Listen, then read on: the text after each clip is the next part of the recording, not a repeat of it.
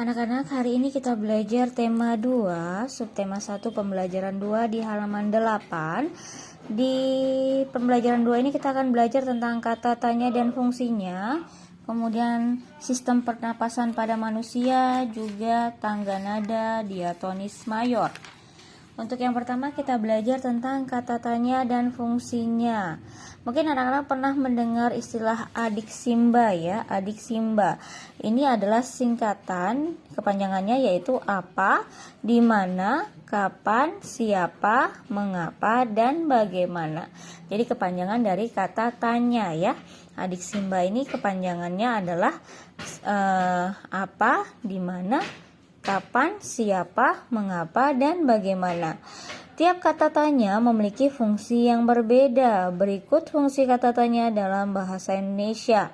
1. Kata tanya apa? Digunakan untuk menanyakan kata benda, keadaan, atau perbuatan. Jawaban untuk pertanyaan dengan kata tanya ini berupa benda atau pengertian. Contohnya misalnya, apa warna sepatumu? Warna sepatuku adalah merah. Misalnya ya. Kemudian lagi, apa yang sedang kamu lakukan? Aku sedang mengerjakan PR. Mengerjakan PR itu merupakan perbuatan ya. Itu contoh pertanyaan dengan kata tanya apa. Kedua, kata tanya di mana. Digunakan untuk menanyakan tempat. Jawaban untuk kata tanya ini berupa nama tempat, ruangan, atau daerah. Misalnya, di manakah atau di mana kota kelahiranmu? Aku lahir di Merauke. Itu nama daerah ya. Kemudian di manakah alamat rumahmu? Alamat rumahku atau aku tinggal di Jalan Nuari misalnya. Oke, itu contoh kata tanya atau pertanyaan dengan menggunakan kata tanya di mana. Yang ketiga,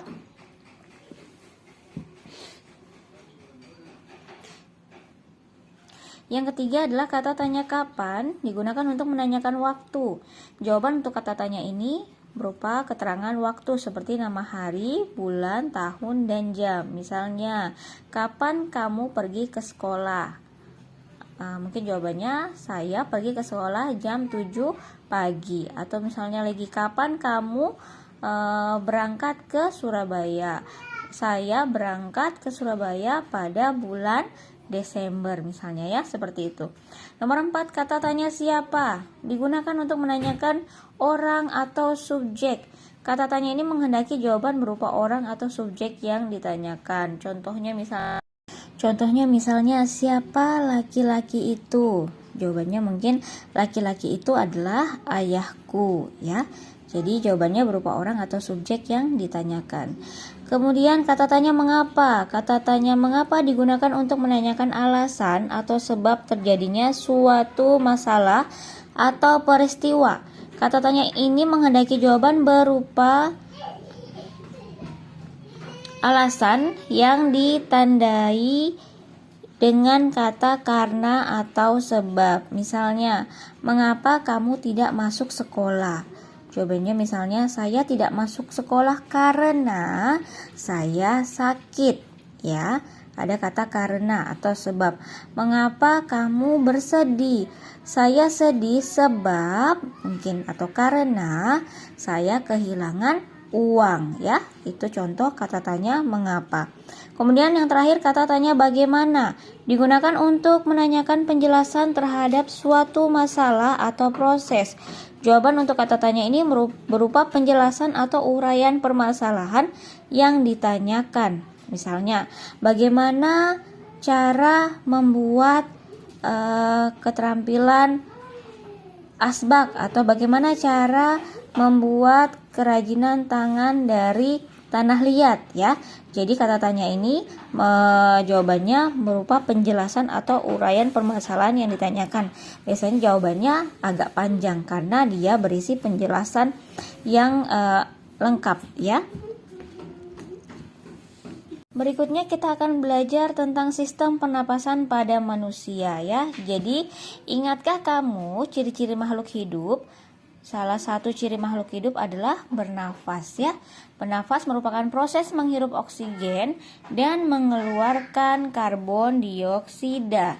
Jadi kita menghirup oksigen, kemudian kita mengeluarkan karbon dioksida. Oksigen itu O2, karbon dioksida itu CO2 ya.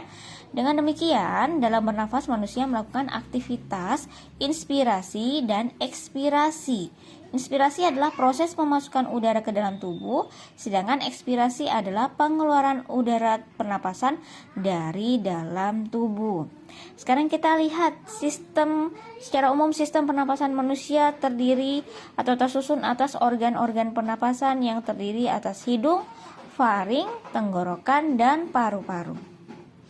Yang pertama hidung. Hidung ini merupakan organ pernapasan yang terletak paling luar ya.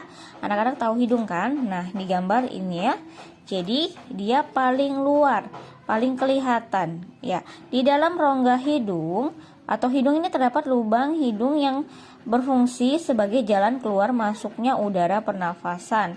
Di dalam rongga hidung terdapat rambut dan selaput lendir. Anak-anak bisa memeriksa sendiri hidungnya ya. Di dalam hidung ada rambut dan selaput lendirnya ya. Fungsinya kalau rambut halus itu untuk menyaring kotoran yang masuk bersama udara yang dihirup. Jadi kalau ada debu yang kita hirup tidak sampai masuk ke dalam tenggorokan karena ada bulu-bulu halus pada hidung yang menyaringnya ya. Kemudian selaput lendirnya itu berfungsi untuk menangkap benda asing yang masuk. Oke, nanti anak-anak baca sendiri. Hidung berfungsi juga sebagai indera pembau atau indera penciuman. Sistem pernapasan pada manusia yang berikutnya adalah faring atau tekak. Udara dari rongga hidung masuk ke faring. Faring merupakan persimpangan antara rongga hidung ke tenggorokan atau saluran pernapasan dan rongga mulut ke kerongkongan esofagus atau saluran pencernaan. Saluran pernapasan terletak di bagian depan, sedangkan saluran pencernaan terdapat di bagian belakang. Faring ini terhubung dengan tenggorokan. Berikutnya adalah tenggorokan. Tenggorokan ini bagian juga dari organ pernapasan yang berupa saluran seperti pipa. Terdiri dari 3 bagian yaitu A. Pangkal tenggorokan atau laring, kemudian batang tenggorokan atau trakea, dan cabang batang tenggorokan atau bronkus. Sistem pernapasan berikutnya adalah paru-paru. Paru-paru merupakan organ utama dalam sistem pernapasan. Paru-paru manusia terletak di dalam rongga dada, tepatnya di atas diafragma. Diafragma adalah sekat rongga badan yang membatasi rongga dada dengan rongga perut. Paru-paru dilindungi oleh tulang rusuk dan tulang dada. Paru-paru manusia berjumlah sepasang, yaitu di kanan dan kiri ya. Jadi ada 2, ada di kanan dan di kiri. Paru-paru kanan terdiri atas 3 gelambir atau lobus, sedangkan paru-paru kiri hanya terdiri atas 2 gelambir. Pada bagian luar paru-paru terdapat 2 lapis selaput pembungkus paru-paru yang disebut pleura. Di dalam pleura terdapat cairan yang berfungsi melindungi paru-paru dari gesekan ketika mengembang dan mengempis ya. Di dalam paru-paru terdapat bronkus dan bronchiolus. Selain itu, di dalam paru-paru terdapat alveolus. Alveolus merupakan ujung dari bronkulus yang berbentuk gelembung kecil-kecil seperti buah anggur.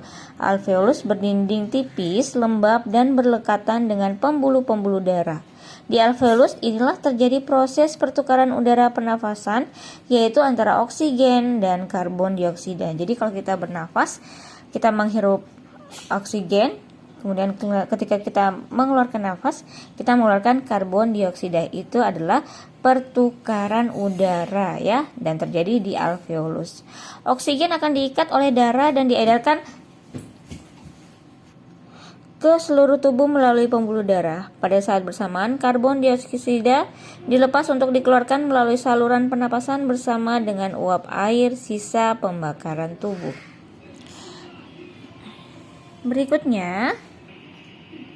Berikutnya adalah C. Tangga nada diatonis mayor, SBDP ya anak-anak.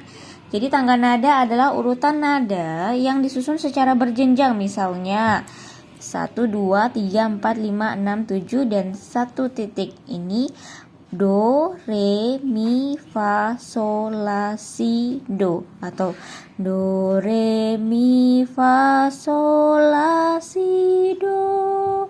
Jadi begitu ya bacanya. Dalam seni musik, tangga nada dibagi menjadi dua, yaitu tangga nada diatonis dan tangga nada pentatonis. Tangga nada diatonis adalah tangga nada yang terdiri atas 7 nada.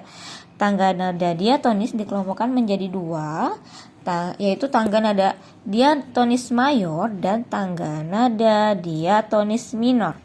Pada pembahasan kali ini kita akan membahas tangga nada diatonis mayor. Tangga nada diatonis mayor adalah tangga nada yang mempunyai pola jarak 1, 1 setengah, 1, 1, 1 setengah. Contoh tangga nada diatonis mayor sebagai berikut. Jadi anak-anak kalau lihat inilah kunci nada ya, kunci nada. Kemudian di sini nada yang pertama adalah nada C.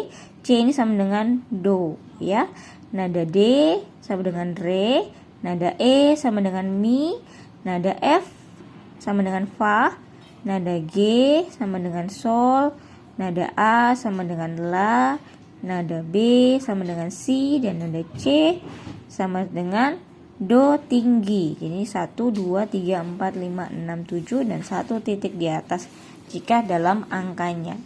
Untuk jaraknya, do ke re jaraknya 1, re ke mi 1, mi ke fa jaraknya setengah, fa ke sol 1, sol ke la jaraknya 1, la ke nada si jaraknya 1, dan si ke nada do tinggi jaraknya setengah. Tangga nada mayor di atas termasuk tangga nada do sama dengan C. Artinya tinggi nada 1 atau do sama dengan nada C pada alat musik keyboard atau alat melodis lainnya.